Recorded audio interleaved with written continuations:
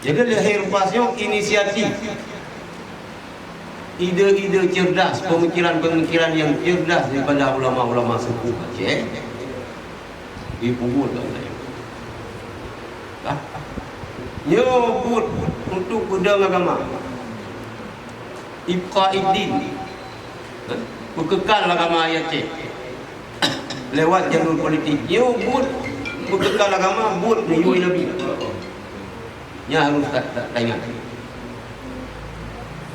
Kita nyo tanya kini bahwa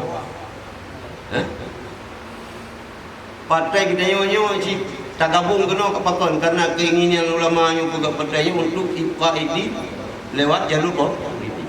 Berarti nyo buat agama ni yuai Nabi gaji ba Allah Taala.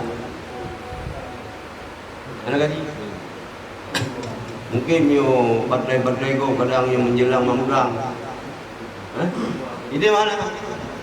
Buat THR menjelang rohana ini. Lagi acara Buya Muda Wali enggak bukan kali pegat peti je mungkin. Mana sah?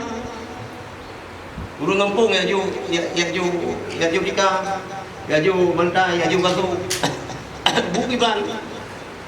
Bula kayak kanuri bilang. Bang rentang mana? Yang tujuan dah pegat pandai. Dan karena perintah siapa-siapa, perintah ulama.